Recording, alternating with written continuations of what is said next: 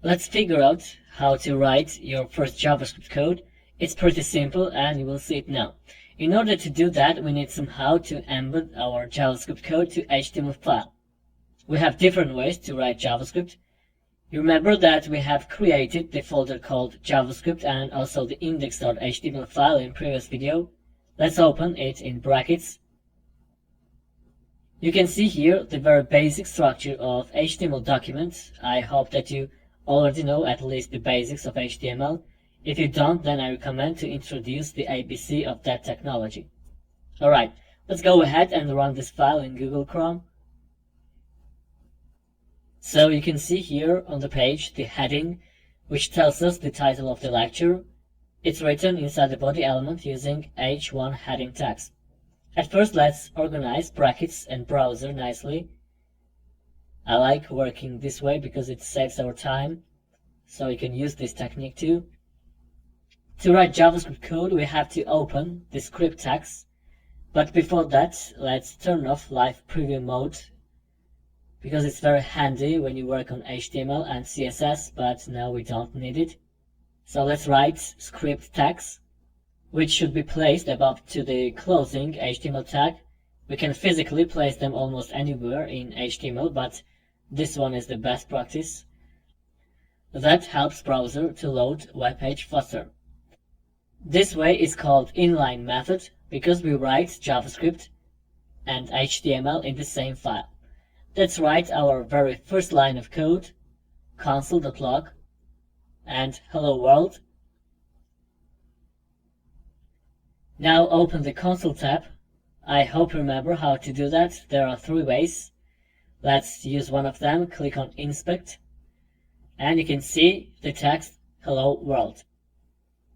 You can also notice here on the right side that this text is placed on the 11th line in Editor.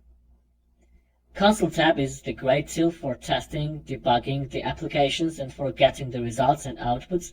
Throughout the course, we'll be working in console very frequently. Alright, let's figure out how actually the code works. When we launch the HTML document, browser can read the content of HTML, but to read and execute JavaScript code, it needs something to translate it. Imagine that you can't understand a foreign language and your friend is helping to translate the language. Browser has such friend, which is JavaScript engine, and it's already built in browsers. Let's explain it deeper. Browser is reading HTML code line by line. When it reaches to script tags, browser understands that the content inside script tags is not anymore HTML, and it calls the engine to translate it. Make sense? Alright. The next way to write JavaScript is an external method. We need to create another file in our folder. Let's call it script.js. The extension of JavaScript files should be .js. In order to connect JavaScript file to HTML, we need to create the link between them. Let's do that. Delete this line of code because we don't need it anymore. Then inside the opening script tag, indicate the directory of script.js file. For that, we have to use source attribute and the path of JavaScript file. Now open the script.js file and write the same code here. Console.log, hello world. Reload the page, and you can see that we've got the same hello world. You can use either inline or external methods, both work fine, but the second one is better practice because it's more organized, and when you need, for example, the same JavaScript code for multiple pages, you can write it once and then link the JavaScript file to all HTML pages. Alright, so in this lecture we have learned how to write JavaScript using inline and external methods. Also, we have discussed how the browser works, so let's move on. When you create the program or application in JavaScript or in other programming language, you may be excited by how they work and give us the results. But you need to know that our code is not a wizard. Before we create the programs, there has been already created also a program by other smart people which can read our codes, translate them, and execute. In order to make our codes understandable for that program, we need to follow the set of rules which is called syntax. In computer science, the syntax of a computer language is the set of rules that defines the combinations of symbols that are considered to be a correctly structured document in that language. So the JavaScript syntax is the set of rules how JavaScript programs are constructed.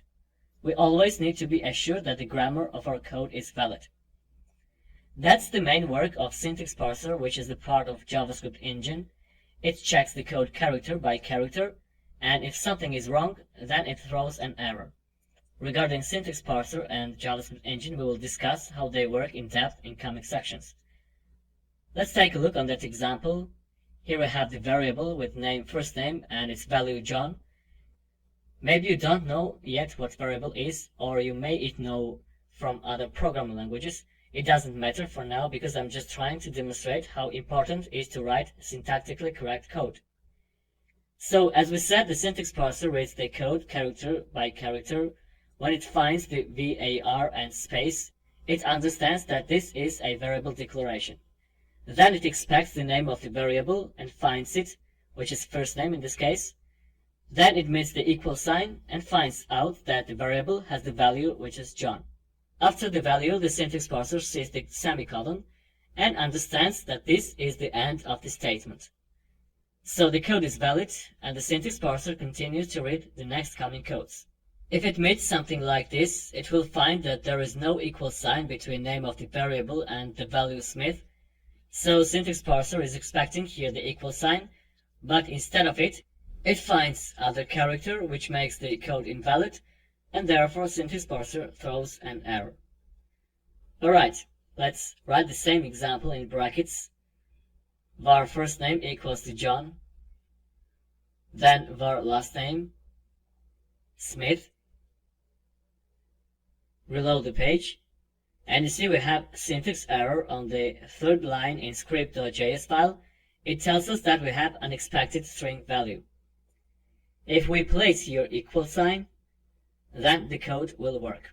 Alright, throughout the course you will learn how to write the valid code that will help you to avoid getting errors and mistakes.